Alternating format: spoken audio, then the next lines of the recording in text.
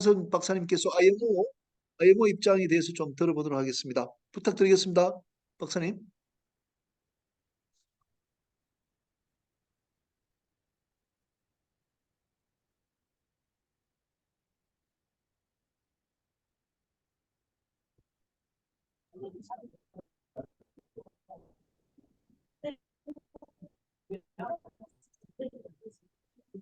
잘 보이시는가요? 잘 예, 예, 들리시나요? 예. 예, 잘 들립니다.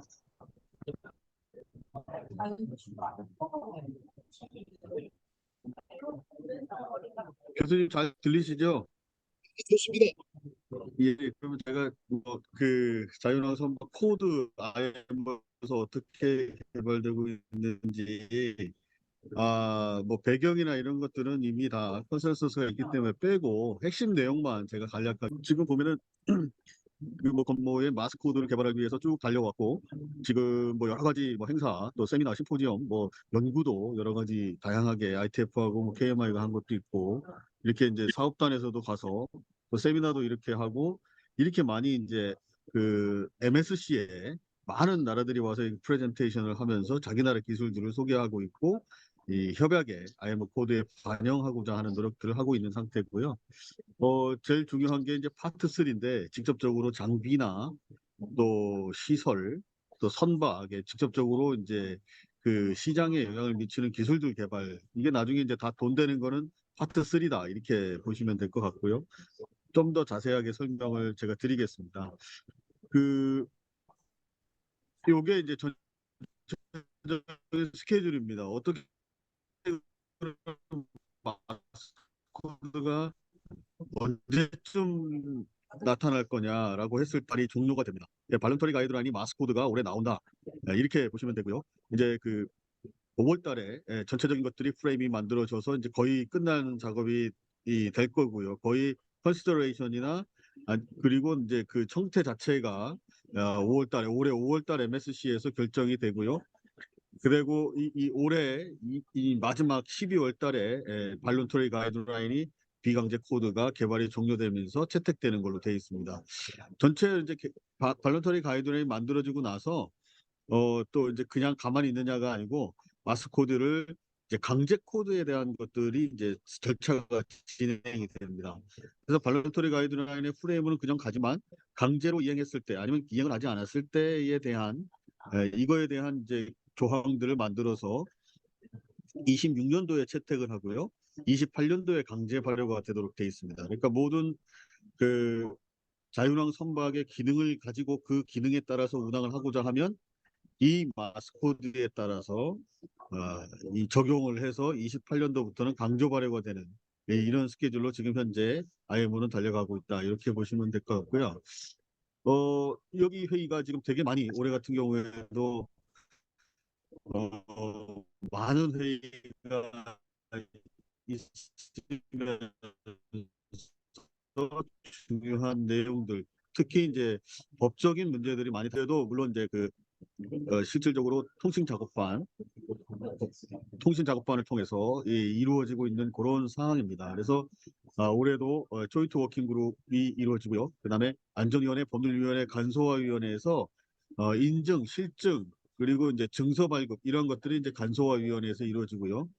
또 논란이 되고 있는 법적인 해석에 관한 부분, 뭐 책임 보상이나 이런 것들이 이제 법률위원회에서 이제 마무리가 될 거고, 그래서 MSC에 5월 달에 넘어오면 이제 전체적으로 12월 달에 5월 달에 회의를 한 번 해서 거의 마무리를 짓고 12월 달에 챕터를 채택을 해서 솔라스에 제14장 이 정도 이제 들어가는 걸로 지금 스케줄이 되고 있습니다.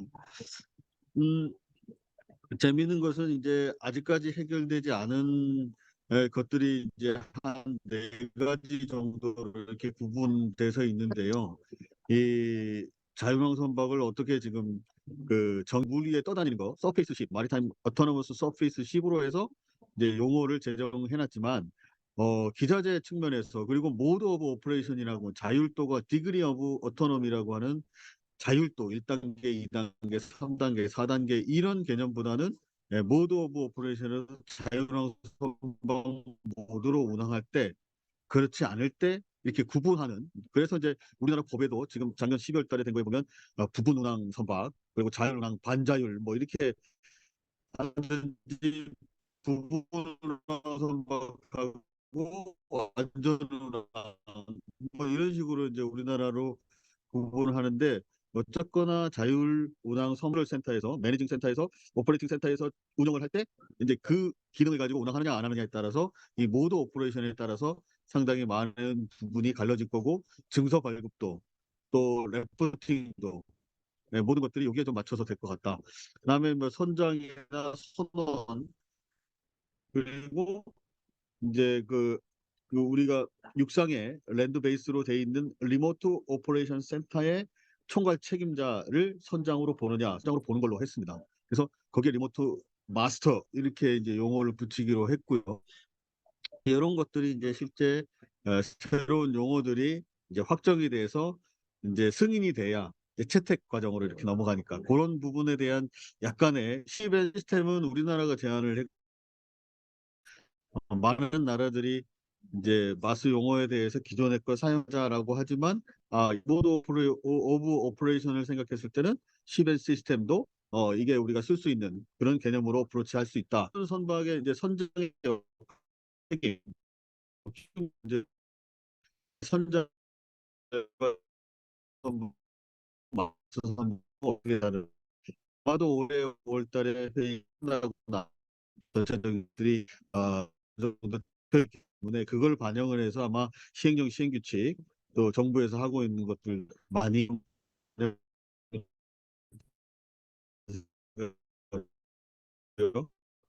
그다음에 원격 운영자 오퍼레이터를 세우는 게 아니고 이게 실제적으로 운항 이 최근에 이제 디지털화돼가고 있는 AI 기능이나 이런 것들도 이해할 수 있는 고급 쉽게 얘기해서 고급 회계 인력 이런 사람이 실제로 뭐 오퍼레이터로 활동을 할 수 있대 자격 조건 이런 것들을 지금 현재 거의 만들어내고 있고 STCW 고민을 하고 있는 그런 상황이고요. 그래서 지금 울산에 지금 크리소하고 대한민국 정부의 사업단에서 리모트 오퍼레이션 센터를 운항을 하고 이렇게 하는데 먼저 선도적으로 우리나라 법에서 하지만 인증이나 실증을 할 때는 또 국제법에 따라서 해야 되는 그런 부분이 있기 때문에 그런 부분도 조금 우리가 봐야 된다. 원형격 운항센터의 역할, 관할권 문제. 이 저리스틱션 문제는 이제 그 다른 나라하고 관계이기 때문에 국제법적으로 우리가 그 어프로치를 해야 된다. 이렇게 보는 거고요. 아까 말씀드린 그 선원의 자격 요건이나 선원 지정 여부, 원격 운영자의 자격이나 직무 능력이나 이런 것들 직무 능력을 실제로 판단할 수 있도록 그 프로그램이나 아니면 자격 조건들을 현재 가이드라인을 만들고 있다 이렇게 보시면 될 것 같고요. 그 관건이 그겁니다. 그 모드 오브 오퍼레이션인데 이걸로 그러니까 원격 운항 모드로 자율운항 선박 모드로 운항하는 선박을 자율형 선박이라고 하는 거죠. 그러니까 자율형 선박을 운항을 안 할 때는 자율형 선박의 기능이나 역할이나 이런 것들을 각 기국에 보고해야 되는 그 의무, 그 운항할 때 육상에서 컨트롤하는 이게 전환하는 거, 육상에서 컨트롤하느냐, 실제 이제 선박에서 이제 운항을 할 때 직접 운항하느냐, 이런 모드 오브 오퍼레이션, 그러니까 운항 방식을 자꾸 바꿔감에 따라서 이걸 어떻게 관리할 건지에 대한 사고 방지를 위해서 이런 게 가장 큰 그리고 원격 운항 센터도 증서를 발급받아야 됩니다. 그러니까 IMO가 지정한 그거에 따라서 거기에 근무하는 사람뿐만 아니고 그 리모트 오퍼레이션 센터 자체가 증서를 발급받아야 되는 그런 것으로 지금 IMO의 마스코드를 만들고 있다. 뭐 뭐 금방 다 설명한 게 요 안에 다 포함이 되어 있고요. 실제적으로 이 코드 구성은 이렇게 되어 있습니다. 보시는 바와 같이 파트 1, 파트 2, 파트 3 이렇게 세 부분으로 구성은 되어 있고요. 파트 1에는 주로 이제 코드의 목적, 왜 이 마스 코드를 만들었느냐, 그리고 상선에 해당되는 것만 적용 범위로 지금 현재는 가져가고 있는데 다른 나라가 여객선에 대해서 한번 적용하는 것들을 제안을 했습니다. 그래서 이 기본적으로 이제 그 카고십이라고 하는 상선에 적용하는 걸로 했는데 이제 여객선에 대해서 아마 제안을 한 나라가 있어서 아마 5월 달에 논의될 때 그걸 포함시킬 건가 뺄 건가 이런 것들이 또 하나의 이슈다. 이렇게 이제 보는 거고요. 그다음에 파트 2가 그러면 마스 기능에 대해서 주요 원칙들을 다루고 있습니다. 그러니까 그 자유랑 선박이 안전하게 하기 위해서는 안전에 관한 한 어떠한 규정들을 따른다. 이런 원칙. 그리고 이제 똑같이 그 위험도, 리스크 어세스먼트에 대한 위험도, 선박의 디자인은, 소프트웨어는, 그다음에 이제 통신, 커넥티비티, 그리고 여기에 가장 중요한 게 이제 사람하고 관련된 휴먼 엘먼트, 인적 요소, 휴먼 팩터에 대한 것들이 파트 2에 들어가 있습니다. 그래서 요번에 5월 달에 포커스가 맞춰져 있는 거는 파트 1과 파트 2를 거의 완성하는 걸로 5월 달에. 그러면은 주요 원칙이나 예를 들어서 사람하고 관련돼 있는 인적 요소하고 관련돼 있는 것들은 이번 5월 달에 거의 다 그, 마무리가 컴플레이션이 마무리가 될 거다 이렇게 보고 있고요. 진짜 현재 협약 자체 이게 구성입니다. 구조고요. 네, 그다음에 여기 옆에 보시면은 파트 3가 이렇게 되어 있습니다. 파트 3가 16개의 중요한 그 아이템으로 이렇게 구분이 되어 있는데요. 첫 번째가 항해, 그다음에 리모트 오퍼레이션, 그다음에 커뮤니케이션, 그다음에 스테빌리티, 그다음에 파이어 세이프티, 라이프 세이빙 어플라이언스 뭐 이런 걸 쭉 해서 여기에 이제 사이버 보안에 대한 시큐리티 이렇게 되어 있는데 이게 사이버 시큐리티입니다. 그리고 이제 구조에 대한 서치 앤 레스큐. 우리가 얘기하는 그 유엔 해양법의 서치 앤 레스큐가 선장의 의무로 지나가다가 이제 구조해야 되는 이런 상황인데 이제 이런 것들도 여기다가 다 집어넣어서 이런 가이드라인이 골 베이스 스탠다드라고 목적을 기반한 그런 그 스탠다드 펑셔널 리콰이어먼트를 고려해서 현재는 드라프트가 다 돼 있습니다. 그래서 요거에 대한 것들이 이제 중간에 인터세셔널 워킹 그룹을 하나 더 만들어서 검토를 해서 마무리되는 이런 단계로 갈 걸로 이렇게 보고 있습니다. 이게 전체적인 구조고요. 어, 그 거에 이제 그 작업이 계속 최신화되고 있는데 이런 부분에 있어서 사정은 되지 않았지만 거의 이 마무리가 되고 있는 그런 단계다. 이렇게 보시면 될 것 같고요. 항 내에 오는 거하고 항 바깥에 하는 거하고 이런 거네 대항에 다니는 거하고 이렇게 그 모드 오브 오퍼레이션에 대해서 선원이 관여하는 거에 대해서도 이 구분을 해갖고 지금 리모트 오퍼레이션 센터에서 어디까지 컨트롤 할 것이냐 이런 문제들이 현재 모드 오브 오퍼레이션으로 갔을 때 이게 이제 그 가장 핫한 이슈다 이렇게 보시면 될 것 같고요. 뭐 이게 최신 동향이나 뭐 이런 것들 제가 쭉 말씀하신 거 아직 해결하지 못한 것들이 이제 법적인 이슈들을 또 사고 예고 결정이 안 됐고요. 그다음에 유엔 해양법에 해당되는 것들도 아직 완전하게 이제 클리어는 안 됐지만 법률위원회에서 승선이 없을 때 상황이 인검권, 추적권 이런 것들 그리고 이제 형사 관할권 뭐 이런 것들이 또 이제 사고 때문에 법적인 검토가 이루어져야 되는데 또 보험 관련된 문제들 또 이제 시빌 라이어빌리티 컨벤션이라고 해서 이제 그 라이어빌리티에 대한 것들도 어느 정도 검토가 돼서 아마 5월 달에는 지금 MS 3월 달에 개최가 되고 5월 달이니까 법률위원회 검토를 한 거를 5월 달에 아마 넘겨줄 겁니다. 그런 것들이 반영이 돼서 아마 할 걸로 이렇게 보고 있고요. 각국에서 이제 그 관전 포인트가 어제도 우리 저 행사 전망대 할 때 우리 그 교수님하고 안광 대표님도 얘기를 하셨지만은 인력에 관한 겁니다. 휴먼 엘리먼트를 어떻게 어프로치하느냐에 따라서 상당히 많은 부분이 변화가 있을 거다. 그래서 이 실제적으로 선언에 관한 것, 조직에 관한 것, AI 사실 뭐 말씀하신 것처럼 대부분의 지금 나오는 디지털 선박이라고 하는 자율형 선박을 갖고 있을 게 나왔을 때 선원들에 대해서 직무 역량을 어떻게 키울 것인가. 네, 이런 것들을 이제 자유랑 선박 법에서도 인력 문제를 좀 다뤄야 되지 않냐. 코드에서 다뤄지고 있으니까 이제 그런 부분들 그리고 뭐 교수님들도 많이 키워야 되고 그리고 산업에 실제 그 장비를 만들고 이런 사람들이 학교에 와서 이제 그 실제적으로 교육도 이렇게 하는 산업계에 계신 분들이 직접 학교에 와서 교육도 하고 이런 것들을 그런 것들을 메꿔 나가야 되지 않을까 지금 생각하고요. 특별히 또 ILO가 굉장히 많은 관심을 갖고 있습니다. 그래서 IMO에서 이 마스 도입에 따라서 그 MLC라고요. 그 레이버 컨벤션, 마리타임 레이버 컨벤션 이것도 이제 개정 작업을 지금 하겠다 해서 지금 검토가 지금 되고 있고요. 그 관련해서 많은 세미나들이 있고 뭐 지금 우리나라 같은 경우에 정책에 있어서 자연항 선박에 관련된 법을 만들어 놓고 시행령 시행규칙을 만든 상황이고 이거를 지원하기 위해서 또 해양 모빌리티라고 하는 그런 정책을 비상경제장관 회의를 통과시켜서 지금 여기에 주요 아이템이 또 이 자연항 선박이다. 그리고 이제 벙커링에 또 이 친환경 선박 여기에 벙커링도 같이 다 벙커링도 옛날에는 뭐 그 스스로 예를 들면은 본선에서 벙커링하고 예를 들면은 뭐 그 운영하고 이러는데 직접적으로 다 했지만 이 데이터 관리나 이런 것들은 디지털 그 시스템을 이용해서 다 하고 있으니까 또 통신 이런 인프라 통신을 통해서 하고 있으니까 이게 엄청난 앞으로의 변화가 있을 것 같다. 뭐 이 정도에서 제 발표를 마치도록 하겠습니다. 예, 이상입니다. 수고 많이 하셨습니다. 예, 예. 박한수 박사님, 고맙습니다. 제가 한번 좀 정리 한번 해 보도록 하겠습니다. 우리가 그 첫 시간에 한 그 자유로낭 그 촉진법은 지금 오늘 울산에서도 오셨습니다만은 실정 선박을 띄울 때 현재도 일어납니다.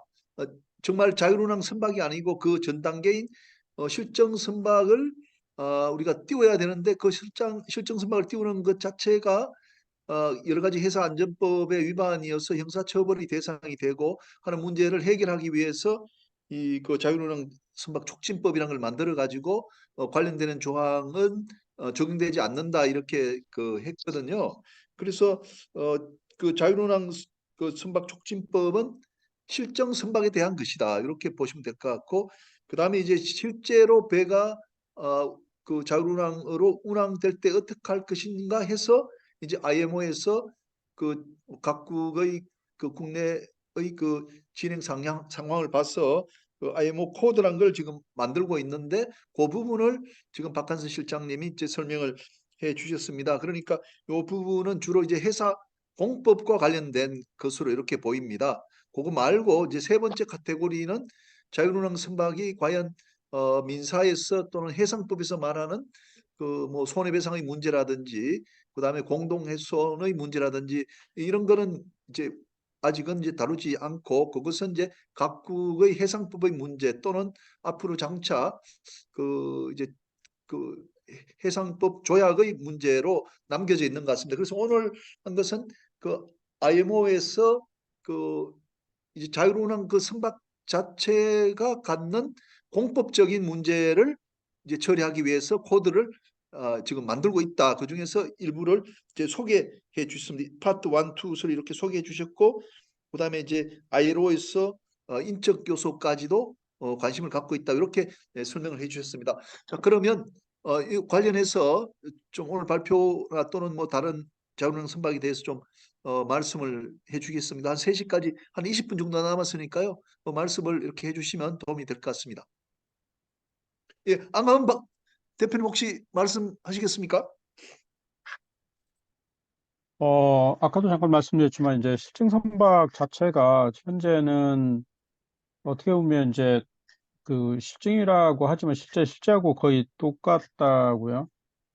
기술이나 이런 것들이 이제 뭐 검증이 상당히 많이 된 상태고, 또 어쨌든 선장이나 거기 회사들이 승선을 할 거고, 또 상황에 따라서는 이제 무인을 하겠지만, 그렇게 됐을 때는 이번에 실증이라는 특별법 형태로서 이제 만들어지긴 했지만, 그 일정의 안전관리나 이런 부분에 대해서도 그런 부분들이, 같이 이제 병행이 돼야 될 것 같고, 그 다음에 사이버 시큐리티나 이런 부분들도 같이, 검증이 실제 실증하면서 이런 부분들이 같이 돼야 되는데, 그 이유가 뭐냐면 데이터 전송이나 이런 부분들이 전부 다 실시간으로 이루어진다고. 이제 그냥 지금 자율항 선박 자체가 데이터가 실시간으로 이동을 하기 때문에 그 데이터들이 이제 해킹이나 이런 부분에 의해서 완전히 그 전혀 다른 형태로 이루어질 수 있고, 안전사고로도 이루어질 수도 있고, 또 울산 같은 경우는 울산 연안에서만 지금 하는 걸로 지금 돼 있는데, 그게 지금 실제 그 조선소들은 항해 기준으로 지금 해운선사도 그렇고, 그 시스템이 그 지금 탑재되면서 이게 항해 중에도 일반 2, 3 기준으로 해서 이제 지금 실행을 하려고 하는 게 굉장히 커 있고, 유럽들은 그걸 좀 더 활발하게 하려고 하고 있고, 그렇게 된다면 우리도 처음 시작하는 관점에서 단지 뭐 실증, 실습 이런 거를 위한 정도라고 할 게 아니고 좀 더 나가서 어, 좀 확대를 해야 되지 않나 그렇게 생각이 돼요. 그래야지만 우리가 선도적으로 좀 우리가 기술이나 이런 부분을 확보할 수 있는 거지. 네, 그렇지 않고 일본 같은 경우는 일본 정부 주도로 해서 그거를 다 지금 하고 있는 상황이거든요. 그러다 보니까 우리도 그런 준비들이 지금부터 필요하다. 법만 했다고 뭐 되는 게 아니고 법적인 조치는 사실 그 어떤 문제가 사고 생겼을 때 그걸 피하기 위한 거고 그런 건데 실제는 실증 상황에서는 그런 부분들 같이 좀 포함돼 줘야 되는 것이 아닌가라는 생각이 듭니다. 이상입니다. 네, 감사합니다. 그러니까 저 안 대표님 말씀은 선박이 현재 진짜 그 현존선을 가지고 또 실증을 할 수 예, 있기 때문에 만든 예, 그 법 그런 상태에서도 적용될 수 있어야 된다 그런 예, 말씀이시죠? 예. 왜냐하면 이제 작년 같은 경우 현대중공업이 지금 아비커스하고 해서 그 H라인하고 해가지고 미국 전 항해 라인을 다 뭐 투 버전으로 하긴 했지만 그런 경우에 물론 이제 회사하고 또 상대방 어, 저기 H라인하고 현대중공업 어떤 협약에 의해서 이제 그런 부분들을 하긴 하지만 실제 각국에 지금 준비되어 있는 우리 내 연안만이 아니라 국제적으로 지금 여러 가지들이 다 이제 문제가 될 수 있기 때문에 이런 부분들도 같이 이제 병행을 해서 지금 네, 해야 된다고 생각이 됩니다. 예, 좋은 말씀이십니다. 예, 충분히 알았습니다. 예, 또 다른 분들 말씀하실 분 있으시면 예, 예, 제가 뭐 잠깐 예, 말씀드려도 될까요? 예, 예. 그 뭐 저희들이 옛날에 좀 고민을 했던 것들이 지금 뭐 그 어떻게 보면은 이제 아주 폭넓게 지금 거론이 되고 있는데 사실은 이런 저 뭐 무인화라든지 안 그러면은 지금 완전 자유운항 이런 것들에 대해서 고민을 근본적으로 하게 된 계기가 뭔지 이래 보면은 결국은 선박 운항의 효율화 아닌가 하는 생각이 듭니다. 그에 따라서 이제 해결해야 될 문제들이 안전 문제, 그다음에 뭐 선원들의 어떤 그 복리 문제, 그다음에 뭐 보안 문제, 뭐 이런 것들이 다 따라오는데 지금 그 근본적으로 해야 될 문제들이 우리가 법령을 만들면서 이 선박 운항의 효율화가 정말로 되는 건지 계약이 되는 건지 한 번 더 고민을 좀 해봐야 되는 거 아닌가 하는 생각이 듭니다. 지금 법령도 뭐 여러 사람들이 고민해서 뭐 좋은 방향으로 만들어 가겠지만은 그 만들어지는 그 법령이 정말 그 효율화가 되는 건지에 대해서 산업계에서 그 시스템을 만드는 쪽하고 그다음에 시스템을 운항하는 쪽하고 좀 충분히 좀 언론이 돼 가지고 그런 방향으로 좀 돼야 될 것 같은데 지금 현재 법령이 국내에서 뭐 의견을 뭐 IMO든 나중에 이제 뭐 ILO에도 의견 개진이 되겠지만은 우리 국가에서 어떤 안을 만들어서 가지고 갈 때 우리 저 국내의 어떤 보면은 그 국익에도 도움이 돼야 되니까 그런 부분에 대해서 산업계하고 그게 좀뭐 조선해양 산업계 그다음에 그 해운 산업계 뭐 물류 산업계 뭐 이런 쪽하고 정말 언론이 되어서 정말 효율과 안전과 보안이 이렇게 좀 반영이 된 아닌지 그런 것들에 대해서 또 지금 관련되어 있는 업계에 충분히 정보가 공유되고 있는지 그런 부분에 대해서 좀 궁금합니다. 혹시 박한선 뭐 실장님 대답이 되면 좀 부탁드리겠습니다. 예, 박 시장님 계시나요? 예, 아마 예, 예, 그 관련해서 제가 그 설명을 좀 드리겠습니다. 저희들이 이제 그 훈련을 만들 때, 이제 정부에서 이제 IMO 대응을 할 때, 실질적으로 이제 업계의 의견을 이렇게 저, 듣습니다. 예, 검토 의견을 훈련을 만들 때, 각 업계의 의견을 듣고 있고요. 이 IMO 마스코드 같은 경우에는 저희 지금 아까 말씀드린 파트 3에 각 아이템별로, 아까 내비게이션도 있고 리모트 오퍼레이도 있고 각 아이템별로 지금 조3사가 다 배치가 돼 있어요. 그래서 그쪽에서 이제 의견이 오면 그 다 분배를 해서 의견을 수렴을 해서 그렇게 그걸 모아서 이제 정부하고 협의해서 저희들이 그쪽에 이제 마스코드 만드는 쪽에다가 실제로 의견을 내고 있는 상태고요. 올해 같은 경우에도 지금 정기적으로 그쪽에서 올 때마다도 하지만 정기적으로 저희들이 미팅을 하고 있습니다. 5월 달에 아마 회의하려고 하면 어제 그제도 이게 스마트 물류팀에서 담당을 하고 있습니다. 해양수산부에. 그래서 어떻게 이제 의견들을 모으고 있느냐 이런 것뿐만이 아니고 저희들이 이제 그 R&D를 통해서 국가산업 R&D를 통해서 개발되어 있는 표준 또 개발되어 있는 기술 이런 것들을 가서 프레젠테이션도 하지만 실제로 의제문서로 다큐멘테이션을 만들어서 아예 뭐 제출해서 지금까지 아마 우리나라가 문서는 제일 많이 제출하고 제일 많이 현재 마스코드를 리딩을 하고 있는 그런 나라로 보면 되겠고요. 실제 아비커스의 대표님도 그렇고 여기 주혜경 연구원도 실제 IMO 가서 직접 활동을 하시고 아까 그림에서 나와 있는 것처럼 조선 3사, 특히 조선 3사가 이제 가장 선도적으로 하고 있고 또 관련된 기관들, 전문가들, 뭐 크리소나 또 학계에 그 프로젝트에 들어와 있는 회사가 막 40개 회사입니다. 그 지금 크리소에서 이제 사업단을 자유랑 선박 사업단을 통해서 하고 있는 게 그거는 이제 공공 영역으로 정부에서 주도해서 만들지만 민간에 한 40개 이상의 회사들이 들어와서 지금 그 마스코드 만드는데 또 기여를 하고 거기서 만들어낸 것들을 또 IMO 가져가서 그 협약에 반영하고 이런 채널이 아주 잘 제가 IMO를 한 25년 다녔지만 이번처럼 마스처럼 이렇게 유기적으로 조직적으로 조선 3사에서 발벗고 나서서 기여해 주시는 경우는 드물게 이 코드에 대해서는 아주 잘 협조가 되고 있다 이렇게 말씀을 드릴 수 있고요. 실제 뭐 안광현 사장님 직접 서포트해 주시고 또 관련된 전문가들도 보내주시고 뭐 이렇게 하고 있는 상황이다. 물론 이제 각각에 대해서 전문가들이 많은데 학계나 이런 데 쪽에 이제 의견을 다 들을 수 있는 것까지는 뭐 그렇게 되면 그런 거는 좀 뭐 아쉬움이 있을 수 있는데 여기 고려대학교 조용현 대표님이나 뭐 사이버 시큐리티 이런 것들도 다른 채널로 다 이렇게 들어서 훌륭한을 만들고 있는 그런 체계다 이렇게 이해하시면 좋을 것 같습니다. 좋은 의견 많이 주십시오. 아, 감사합니다. 예, 예. 예, 감사합니다. 제가 좀 올드 버전이 돼가지고 최근에 되는 거를 잘 모르고 있어서 하여튼 좀 그렇습니다. 잘 되고 있다니 정말 감사드립니다. 예, 감사합니다.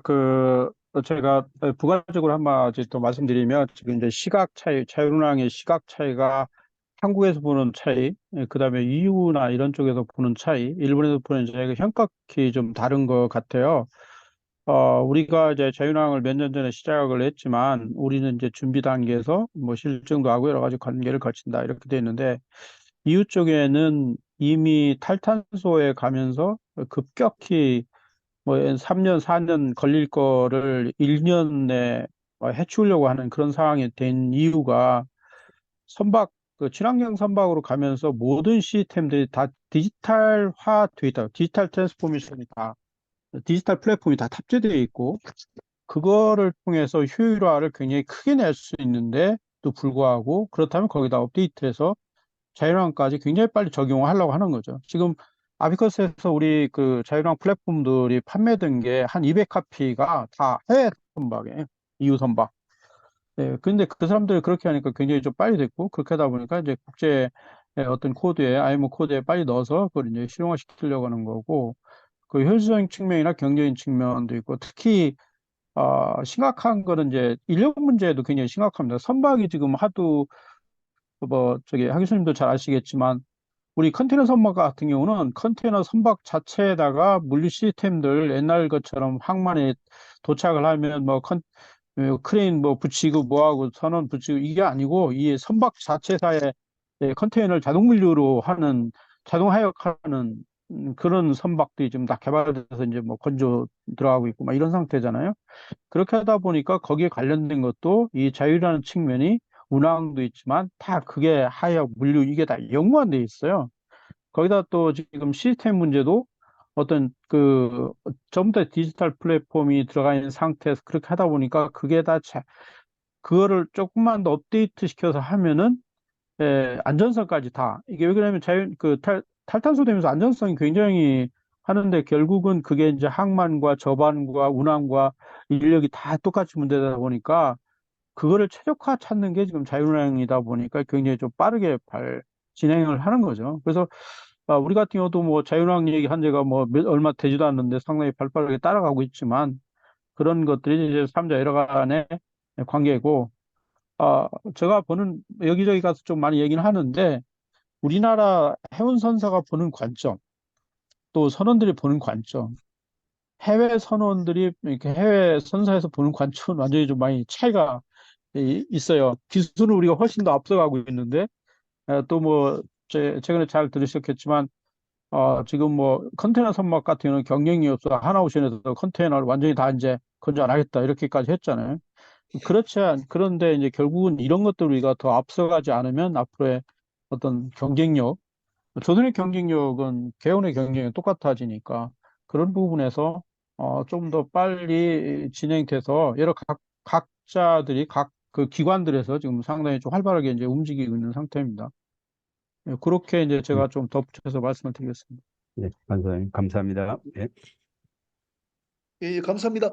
뭐 물론 이제 정부에서 이제 IMO 대응할 때 뭐 여러 단체에서 많이 의견도 받고 이렇게 한다고 하셨는데 앞으로 나갈 때는 여기 우리 그 모임이 주로 이제 법률 또 베이스가 되기 때문에 또 여기 뭐 사이버 쪽도 또 와 계시고 여기는 또 훨씬 더 좀 전문가들이시기 때문에 앞으로는 좀 요 모임의 의견도 스마트 물류팀 그리고 또 박한수 박사님을 통해서 좀 잘 전달될 수 있도록 그렇게 하겠습니다. 아마도 지금까지는 이런 법률적인 것도 사회적인 그런 뭐 경영적인 그런 부분들은 중요하게 다뤄지지 않은 것 같고 이제 가이드라인에도 그런 지금 우리가 뭐 민사의 시각이랄까 또 회사 경영의 관점 또 선원들이 얼마나 타야 될까 하는 그런 관점들이 앞으로는 꼭 필요할 것 같아서 우리 모임이 더 중요하게 되지 않나 이렇게 생각이 듭니다.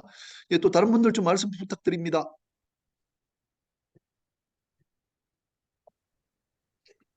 네, 저 유민철입니다. 네네. 네, 뭐 저기 안 대표님하고 그다음에 하문 교수님께서 잘 말씀을 또 해주셨고요. 근데 저는 또 한 가지 요것도 이제 해외에서는 많이 검토를 하고 있는 걸로 알고 있고요. 요게 아까 책임의 문제 뭐 이런 얘기도 박한선 실장님께서 저기 IMO 쪽에서 이제 검토를 하고 계시다.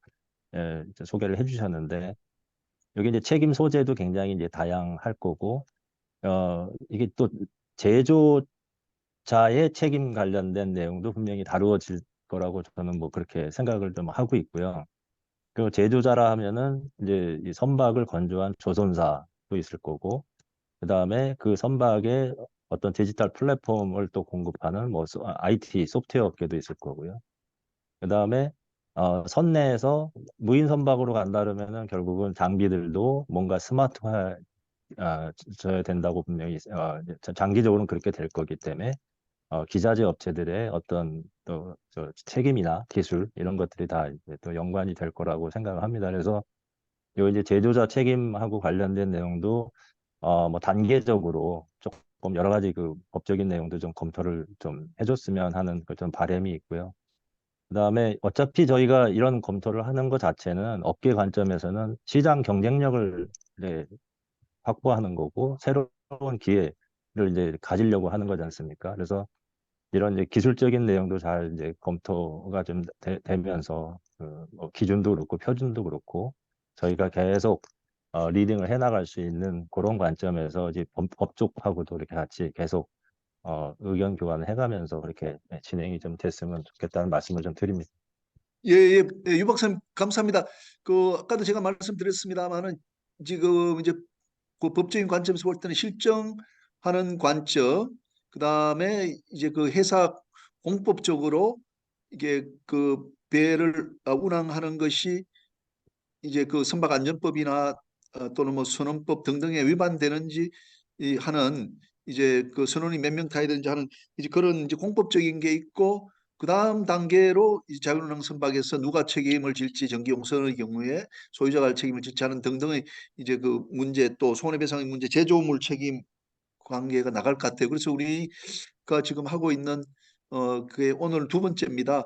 첫 번째는 이제 그 실정 선박에 대한 이야기를 했고, 이번에는 이제 회사 공법과 관련돼 가지고 IMO 코드를 이야기했고, 이제 그 다음 단계로 이제 그 지금 민사의 책임 문제도 좀 다루게 될 것 같습니다. 그래서 민사의 책임은 조금 이제 한 다섯 번째, 여섯 번째쯤 다뤄질 것 같고, 다음 시간에는 하여간 일본의 지금 이제 그 코드, 그러니까 아예 IMO의 그 코드랑 유사한 일본 국내법의 입장, 가이드라인 입장을 이제 살펴볼 그런 예정입니다. 그래서 유 박사님 말씀하시는 그 부분은 충분히 우리가 이해하면서 나가야 되리라고 생각합니다.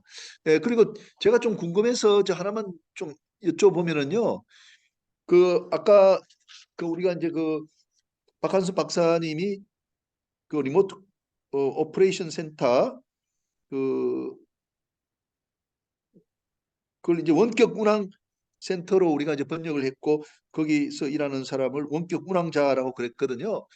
근데 제가 뭐 과문인지 몰라도 지금까지 3단계에서 이 그 원격 운항센터의 모습이 어떤지, 그리고 원격 운항센터에 사람이 몇 사람 근무하게 될지, 그리고 그 배 한 척당 이 원격 운항자가 몇 명이 붙어서 할 것인지, 한 사람이 여러 척을 할 것인지 이런 이야기는 들은 적이 없는 것 같아요. 그런데 아까도 우리 박한수 실장이 말씀하셨지만은 원격 운항센터도 IMO에서 어떤 뭐 정서를 받아야 된다 이렇게 말씀하셨고, 원격 운항자도 그런 우리 회계사 면허 같은 면허가 있어야 된다, 있어야 되겠죠.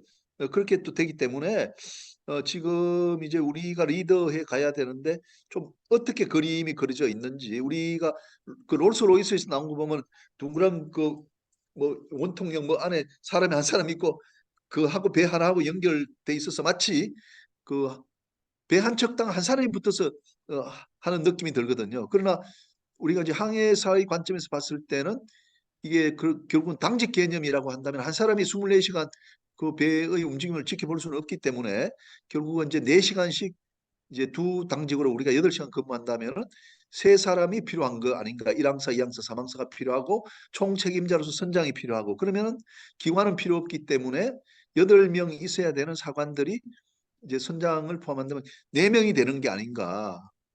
그런 생각이 들거든요. 근데 저 롤스로이스 난 거 보면 한 명으로 돼 있기 때문에 좀 우리가 설계하시는 분들이 어떻게 생각하시는지, 한 사람이 뭐 두 척을 이렇게 뭐 저 프람 타임 투 타임으로 이렇게 슬쩍슬쩍 볼 수도 있다고 하는지, 예를 들면 뭐 경고 신호가 나타나기 때문에 계속해서 모니터링을 안 해도 된다고 생각하시는지, 뭐 그런 게 좀 있을 것 같아요. 그래서 오늘 아비커스의 그 임 사장님도 계시고 안 사장님도 계시니까 제가 막 방금 말씀하신 부분을 어느 정도로 생각하시는지 말씀해 주시면은 우리 가이드라인 쪽에도 도움이 될 것 같습니다.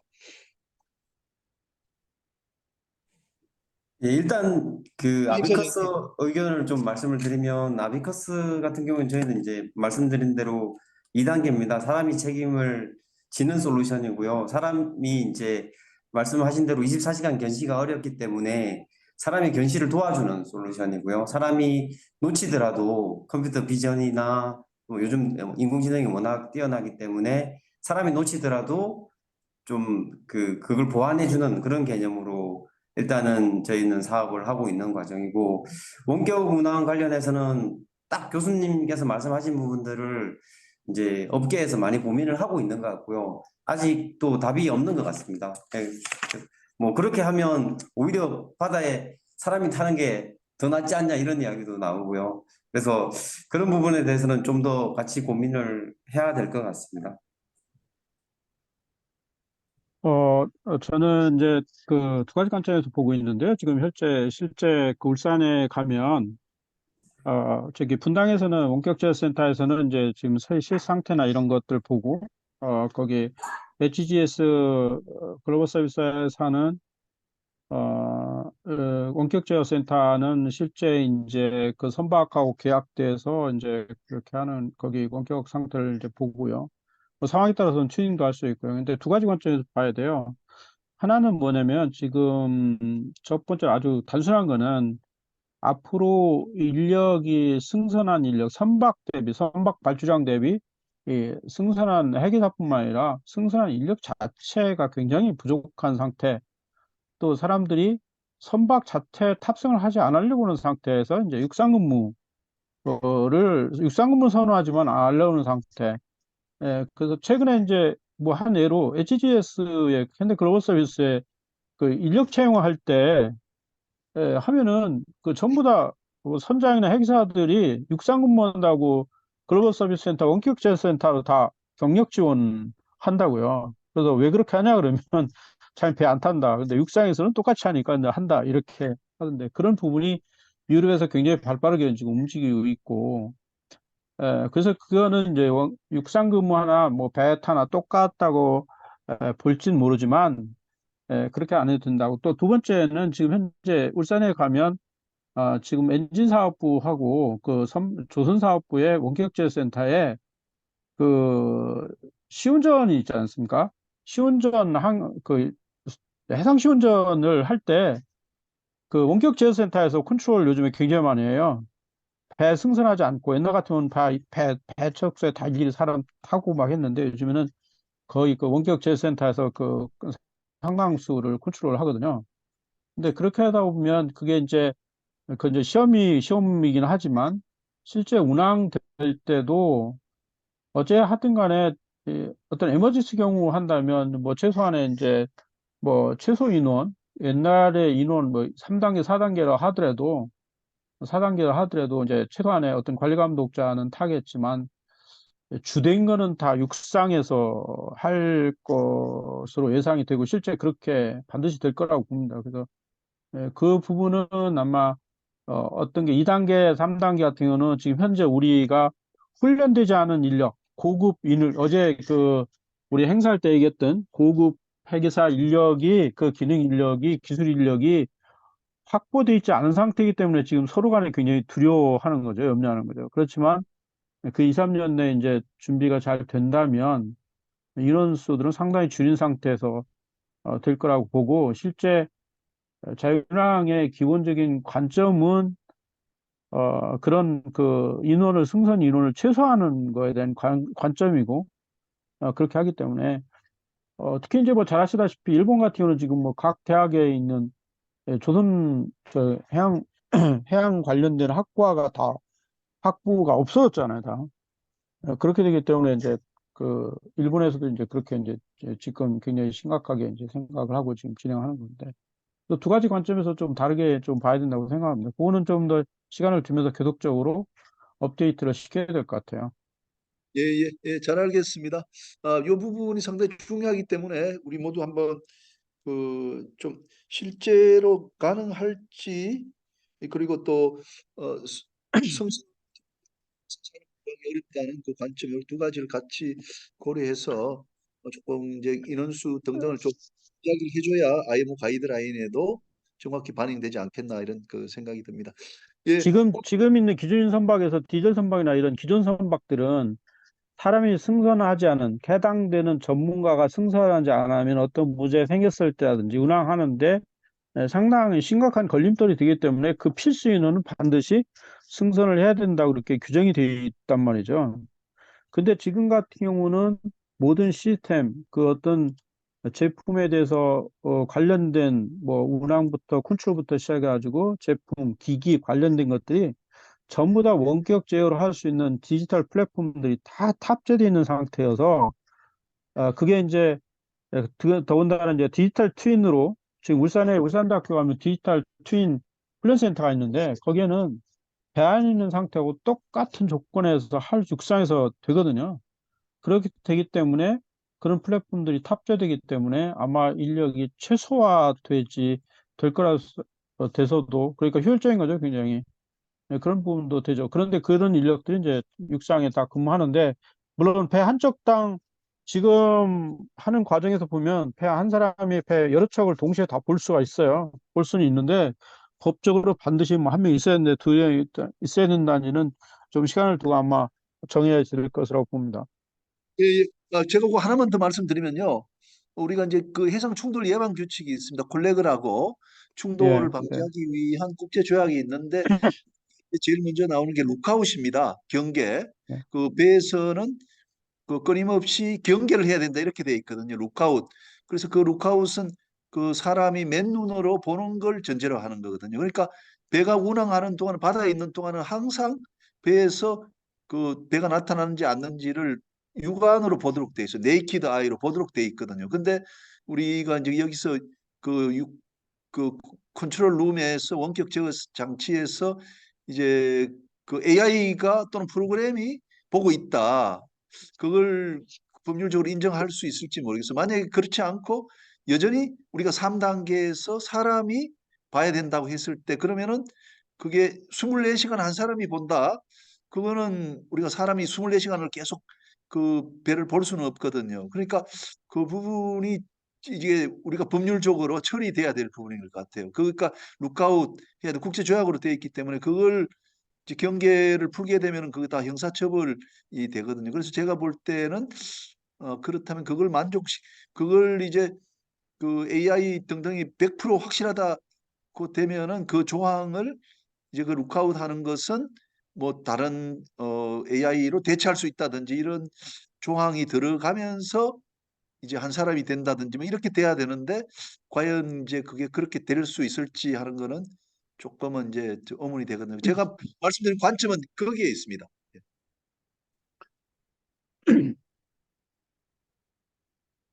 예, 그런 부분은 이제 지금 현재 예, 예. 개발되어 있는 시스템이 대체하는 시스템들이 이제 하이나스나 하이바스들이 다 있어서 그거를 저 법적으로 어떤 걸 인정할 거냐 이런 부분들이 이제 좀 대두가 될 것 같습니다. 예, 예. 예. 잘 알겠습니다. 만약에 그렇게 되려면은 그게 이제 우리가 이런 건 마찬가지거든요. 우리가 그 AI를 사람으로 인정할 건가 하는 것하고 다 마찬가지의 논의가 될 것 같아요. 그래서 그런 부분들이 남아 있다는 걸 말씀드리고 뭐 아직 시간이 많이 있으니까요. 자, 오늘은 지금 3시 10분입니다. 오늘 그 지금 우리 연구회는 이걸로 마치고 또 3회는 한 2주 뒤쯤에 제가 그 일본의 미나미 겐코 선생하고 한번 이야기를 해보겠습니다. 그 미나미 겐코 선생이 들어올 때 그 친구 영어도 잘하니까 영어로 강의 들을 수 있고 하니까요. 예, 그렇게 좀 2주 뒤쯤에 일단은 좀 뵙도록 하고 그 요일하고는 그 미나미 겐코 선생의 그 이제 일정하고 맞춰가지고 우리가 한 번 더 정하도록 그렇게 하겠습니다. 예, 오늘 수고 많으셨습니다. 이상으로 오늘 네, 수고 마치겠습니다. 많으셨습니다. 아주 도움이 많이 된 우리 모임이었다고 생각합니다. 감사합니다. 수고하셨습니다. 네, 네, 수고하셨습니다. 수고하십시오.